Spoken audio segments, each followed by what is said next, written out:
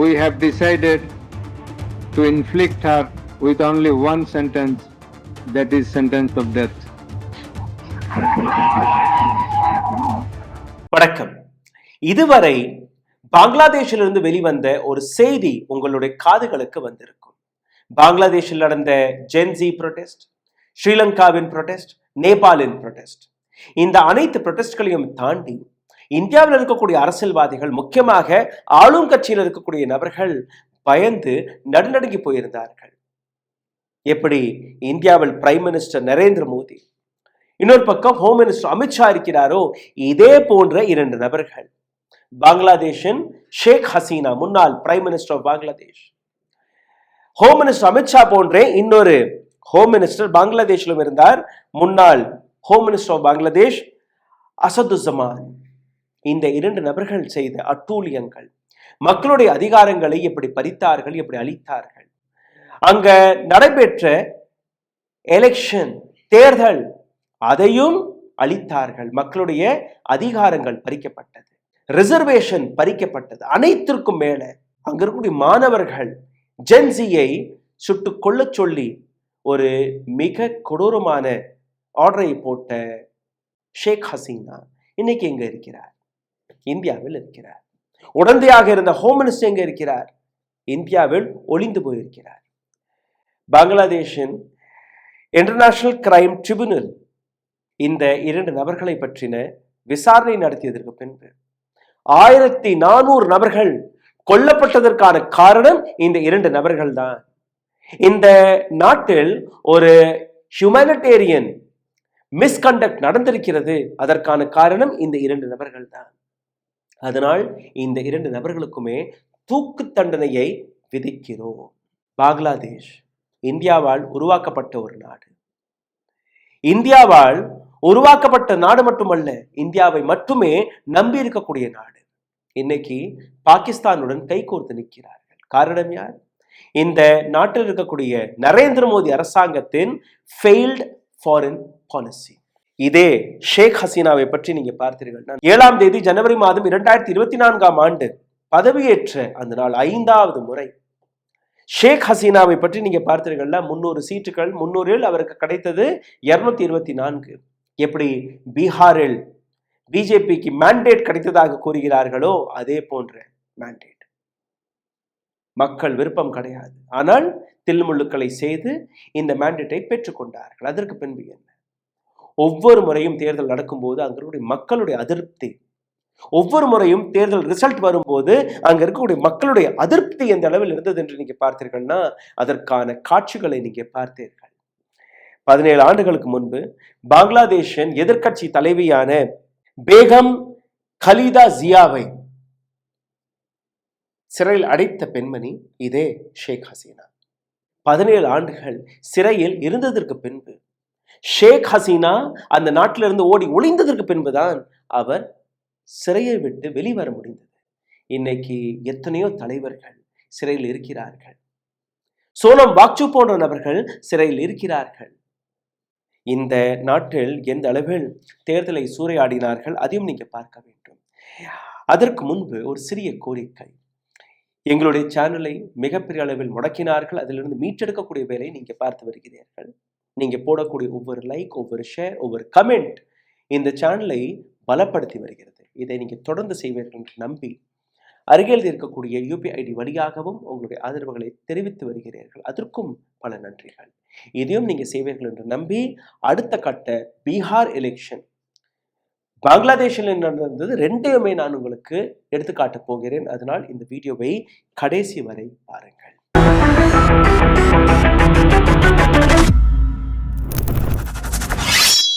தேர்தல் பிரச்சாரத்தின் போது நரேந்திர மோடி அரசாங்கம் ஒரே விதமான ஃபார்முலாவை மகாராஷ்டிராவில் நடத்துகிறார், கோவாவில் நடத்துகிறார், மத்திய பிரதேசத்தில் நடக்கிறார், இப்போ பீகாரிலும் நடத்திவிட்டார். ஆனால் இதே நீங்க பார்த்தீர்கள்னா தேர்தல் ஆணையத்துடைய நிலை என்ன? எதிர்கட்சிகள், ஆளும் கட்சிகள் அவர்களுக்கு சமமான பிளாட்ஃபார்மை எடுத்துக்காட்டுவதுதான் அவர்களுடைய வேலை. ஆனால் என்ன செய்கிறார்கள்? 10,000 ரூபாய் 1,10,00,000 பெண்களுக்கு கொடுக்கப்பட்டது எந்த விதமான கேள்வி கேட்காத ஒரு தேர்தல் ஆணையம். அரசாங்கத்தை தட்டி கேட்காத ஒரு தேர்தல் ஆணையம், ஸ்பைன்லெஸ் ஆக இருக்கிறது. ஆனால் இதற்கு முன்பு எந்த விதமான தேர்தல் ஆணையத்தை நாம் பார்த்தோம். 2006ஆம் ஆண்டு டிஎம்கே ஃப்ரீ கலர் டிவியை கொடுக்கும் போது அதை தடை போட்டது இதே தேர்தல் ஆணையம். 2024ஆம் ஆண்டு ஆந்திர பிரதேச அசம்பிளி தேர்தலும் போது டைரக்ட் பெனிஃபிட் டிரான்ஸ்பர் இதே போன்ற 14,165 கோடி ரூபாயை கொடுக்க போவதாக கூறினார்கள். அதை தடை போட்டது தேர்தல் ஆணையம். ராஜஸ்தான் அசம்பிளியும் போது காங்கிரஸ் அரசாங்கம் இதே போன்ற உமன் மொபைல் போன் டிஸ்ட்ரிபியூஷன் அதற்கான ஒரு பாலிசியை கொண்டு வந்தார்கள். தடை போட்டது தேர்தல் ஆணையம். சமாஜ்வாதி மொபைல் சேவா என்று உத்தரப்பிரதேசத்தில் கொண்டு வர பார்த்தார்கள். அதை தடை போட்டது தேர்தல் ஆணையம்.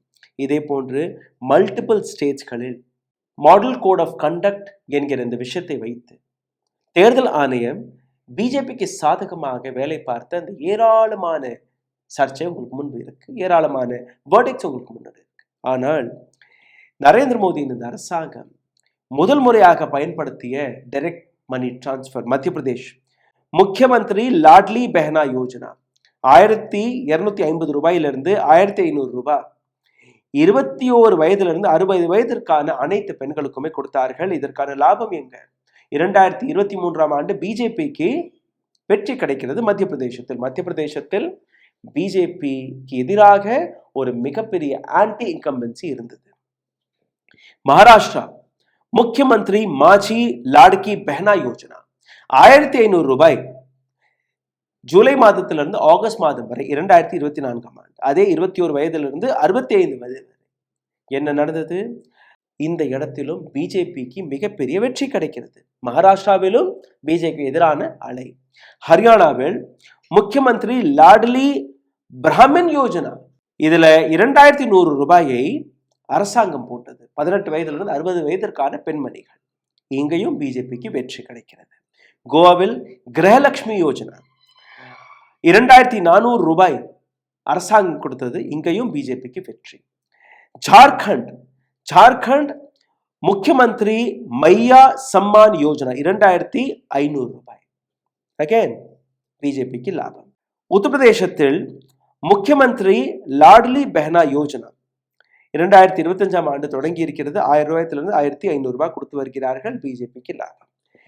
குஜராத்தில் நமோ லக்ஷ்மி யோஜனா, நமோ சரஸ்வதி ஸ்கூல் காலேஜ் கேர்ள்ஸ்களுக்கு இந்த லாபம் போய் சேர்ந்து கொண்டிருக்கிறது. அங்கேயும் பிஜேபிக்கு லாபம். ஆனால் இந்த அனைத்து இடங்களிலுமே எந்த விதமான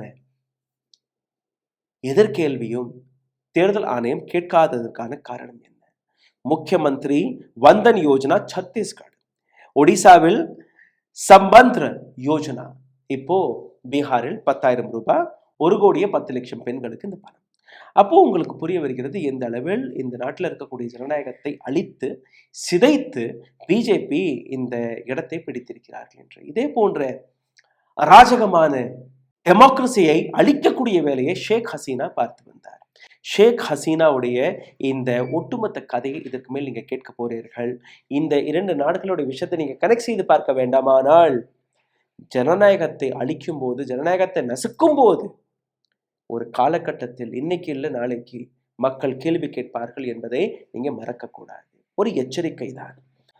Bihar to Bangladesh, Bihar to Delhi, Bihar to Dhaka, எங்க திரும்பி பார்த்தாலும் ஒரே ஃபார்முலா தான், அதாவது அடக்குமுறை. கலீதா ஜியா இன்னைக்கு எங்க இருக்கிறார்? சிறையிலிருந்து வெளிவந்து இன்னைக்கு பங்களாதேஷோடைய சென்டர் ஸ்டேஜ் பாலிடிக்ஸில் நிற்கிறார். 20 ஆண்டுகளாக அசைக்க முடியாத பிரைம் மினிஸ்டராக இருந்த ஷேக் ஹசீனா இன்னைக்கு எங்க இருக்கிறார்?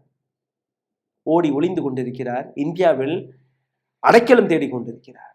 பங்களாதேஷில் இருக்கக்கூடிய அரசாங்கம் தொடர்ந்து இந்த 2 நபர்களையுமே திரும்பி கேட்டுக்கொண்டிருக்கிறார்கள். நரேந்திர மோடி அரசாங்கம் அவருடைய மாஸ்டர் பிளான் வழியாக இன்னைக்கு நாம் ஒரு மிக நெருக்கமான நாட்டை இழக்கக்கூடிய நிலையில் இருக்கிறோம். Mastermind of killing which happened in 2024 July. இது அவர் மீது இருக்கக்கூடிய குற்றச்சாட்டு. ஜூலை மாதம் மற்றும் ஆகஸ்ட் மாதத்தில் அங்கு நடந்த ஒரு ஸ்டூடெண்ட் மூவ்மெண்ட், ஜென்சி மூவ்மெண்ட், அதில் 1,400 குழந்தைகள், மாணவர்கள் கொல்லப்பட்டார்கள். இவர் கொடுத்த அந்த ஆர்டர், என்ன ஆர்டர் அது? Kill at side. ஹெலிகாப்டர் வழியாக நேரடியாக துப்பாக்கி சூடுகள் நடந்தது. மக்கள் இந்த பெண்ணை பிடுங்கி வீசக்கூடிய வேலையை பார்த்தார்கள். அந்த தருணத்தில் நரேந்திர மோடி என்ன செய்தார்? நரேந்திர மோடி பங்களாதேஷில் வெளிவரக்கூடிய அராஜகங்களை அவர் புரிந்து கொள்ளவில்லை. நரேந்திர மோடி தொடர்ந்து தன்னுடைய நட்பிற்காக இன்னைக்கு இந்தியா பங்களாதேஷோடைய அந்த நட்பையே சூறையாடக்கூடிய வேலையை பார்த்து விட்டார். இன்னைக்கு எங்க நிற்கிறது பங்களாதேஷ்? எந்த பாகிஸ்தான்ல இருந்து நாம் உடைத்தமோ அதே பாகிஸ்தானுடன் இன்னைக்கு பங்களாதேஷின் புதிய பிரைம் மினிஸ்டர் பிசினஸ் டீல்களை பேசி வருகிறார். எந்த அளவில் அவர்களுடைய நெருக்கம் ஏற்பட்டிருக்கிறது நீங்க பார்த்தீர்களோ உங்களுக்கு புரிய வரும். இந்த ஷேக் ஹசீனா மற்றும் அசதுஸ்ஸமான் இந்த 2 நபர்கள் மீது 84க்கும் மேற்பட்ட விட்னஸஸ்கள் அவருக்கு எதிராக ஸ்டேட்மெண்ட்களை கொடுத்திருக்கிறார்கள்.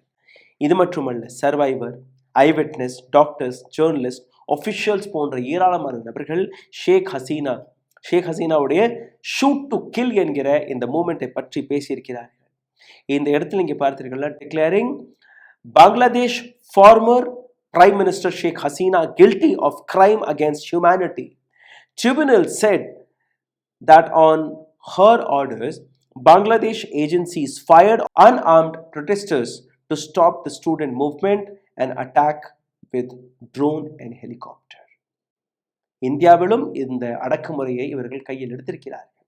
விவசாய போராட்டமாக இருக்கட்டும், அல்ல NRCயும் போது நடந்த கலவரங்களாக இருக்கட்டும், அனைத்து இடங்களிலுமே அடக்குமுறையை பிஜேபி அரசாங்கம் கையில் எடுத்தது. அதற்கும் மேல கொடூரமான முறையில் ஷேக் ஹசீனா எந்த அராஜகத்தை கையில் எடுத்தாரோ அதற்கான பதில் இன்னைக்கு அவருக்கு தூக்கு தண்டனையை கொடுத்து விட்டார்கள்.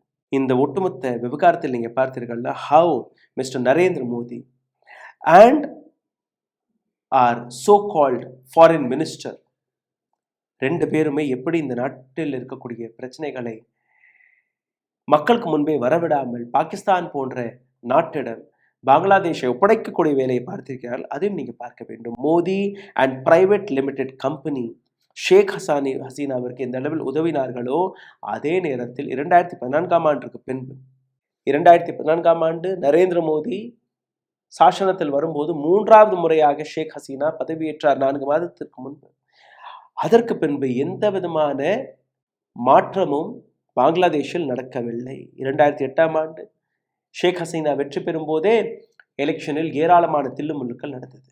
2024ஆம் ஆண்டு வருவதற்குள் ஷேக் ஹசீனா மீது ஏராளமான கேள்விகள், ஒட்டுமொத்த எலெக்ஷன் கேம்பெயினையே ரெக் செய்யக்கூடிய வேலையை இவர் பார்த்திருக்கிறார் என்று. கலீதா ஜியா பாய்காட்டட் த எலெக்ஷன். இப்ப எப்படி அனைத்து எதிர்கட்சிகளுமே எலெக்ஷனை பாய்காட் செய்வதாக கூறுகிறார்களோ அங்கேயும் இந்த விஷயம் நடந்தது.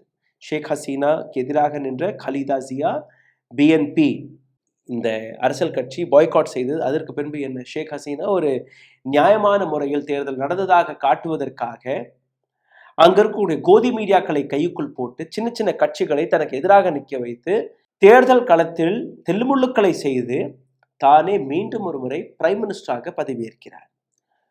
இந்த இடத்தில் ஷேக் ஹசீனா கொண்டு வந்த அடுத்த திட்டம், பாகிஸ்தான் பங்களாதேஷ் பிரிந்த போது இவருடைய தகப்பனாரான ஷேக் முஜபிர் ரஹ்மான் ஒரு புதிய திட்டத்தை கொண்டு வந்தார். அதாவது 26% ரிசர்வேஷன் ஃபார் அந்த போரில் போரிட்ட நபர்களுக்கு, 44% மட்டுமே சாதாரணமான ரிசர்வேஷன், அதாவது நார்மல் மக்களுக்கு ஒரு ரிசர்வேஷன் கிடைத்தது. 30% provided for the descendant freedom fighters. 71ல ஃப்ரீடம் ஃபைட்டிங்கில் கலந்து கொண்ட நபர்களுக்கு 30%. Apart from that 26% seats were reserved for the different section. 26% அடுத்த செக்ஷனுக்கு. அதாவது 56% ரிசர்வேஷன், வெறும் 44% தான் நார்மல் மக்களுக்கு இருந்தது. அதே விஷயத்தை பங்களாதேஷோடைய இந்த புதிய 5வது முறை பிரைம் மினிஸ்டராக பதவியேற்ற ஷேக் ஹசீனா கொண்டு வருகிறார். இந்த ரிசர்வேஷன் பாலிசி வெளிவந்த அடுத்த நிமிடமே இளைஞர்கள் களத்தில் குதித்தார்கள். இதற்கு மேல் பொறுத்து கொள்ள முடியாது.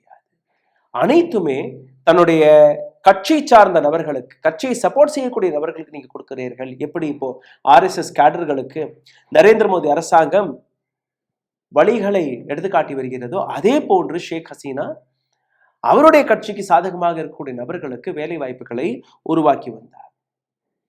மக்களுடைய கோபம் அதை தாங்க முடியவில்லை. மக்கள் விரட்டி அடித்து விட்டார்கள். விரட்டி அடிப்பது என்ன? அங்கிருந்து ஓடி ஒளிந்து வந்திருக்கிறார். இப்போ புதிய ரெஜிம் அங்க வந்துருச்சு, புதிய சாசனம் அங்க வந்திருக்கு. புதிய சாசனம் முகமது யூனிஸ் புதிய பிரைம் மினிஸ்டர் ஆஃப் பங்களாதேஷ். இவர் யுனைடெட் நேஷன் ஜெனரல் அசெம்பிளி ஒரு மீட்டிங்கில் கலந்து கொள்ள போன போது நியூயார்க்கில் பாகிஸ்தானின் பிரைம் மினிஸ்டர் ஷெஹபாஸ் ஷரீஃபை போய் சந்திக்கிறார். இந்த சந்திப்பு முடிஞ்சதற்கு அப்புறம் 53 வருடத்திற்கு பின்பு நவம்பர் மாதம் 2024 முதல் முறையாக பாகிஸ்தான்ல இருக்கக்கூடிய ஒரு கார்கோ ஷிப் அங்க இறங்கியது. டிசம்பர் 2024 அடுத்த மீட்டிங் நடக்கிறது. முகமது யூனிஸ் மற்றும் ஷெஹபாஸ் ஷரீஃபோடைய மீட்டிங் காய்ரோ ஈஜிப்டில் நடக்கிறது. இதற்கு பின்பு என்ன? நரேந்திர மோடி மற்றும் ஜெய்சங்கர் எந்த அளவில் ஃபெயில் ஆகியிருக்கிறார்கள் அதை நீங்க பார்க்க வேண்டும்.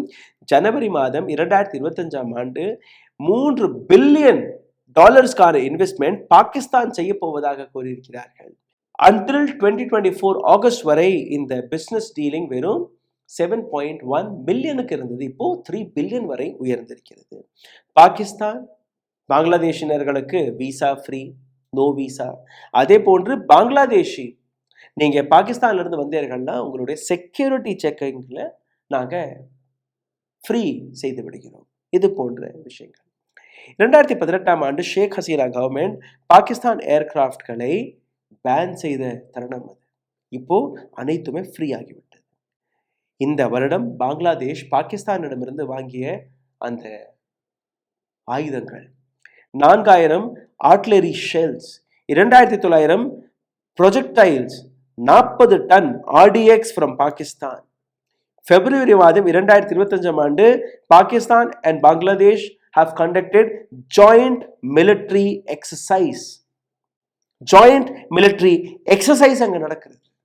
April 2025 foreign secretary level talks took place in Dhaka after 15 years. July மாதத்தில் Pakistan home minister Mohsin Naqvi visited Dhaka. அப்போ உங்களுடைய விஸ்வகுரு என்கிற இமேஜிற்காக நீங்க ஷேக் ஹசீனாவை இந்தியாவில் வைத்திருக்கிறீர்கள். ஆனால் இந்த வாய்ப்பை பயன்படுத்தி பாகிஸ்தான் பங்களாதேஷிற்கு மிக நெருக்கமாக கூடிவிட்டார். நீங்க சைனாவை நிறுத்த பார்த்தீர்கள், பாகிஸ்தானை நிறுத்த பார்த்தீர்கள். இப்போ அந்த ஸ்ட்ராட்டஜிக் ரிலேஷன்ஷிப்பை நீங்க பாருங்கள். நேபாள் உங்களுடன் கிடையாது, பங்களாதேஷ் உங்களுடன் கிடையாது, ஸ்ரீலங்கா உங்களுடன் கிடையாது, மயான்மார் போன்ற ஒரு சிறிய நாடு கூட உங்களுடன் கிடையாது. நவம்பர் மாதம் காத்திமே நுபாக்கத் என்கிற ஒரு கான்ஃபரன்ஸ் டாக்காவில் நடந்தது. இதில் பாகிஸ்தானை சார்ந்த ஃபஸ்ருல் ரஹ்மான் இந்த 2 நாடுகளை பற்றி பேசும்போது 2 நாடுகளும் ஒரே இனத்தை சார்ந்த நபர்கள் என்று கூறிவிட்டார்கள். அப்போ எந்த அளவில் இந்த நெருக்கம் நடந்திருக்கிறது நீங்க பாருங்கள். இந்தியாவில் என்ன நடக்கிறது?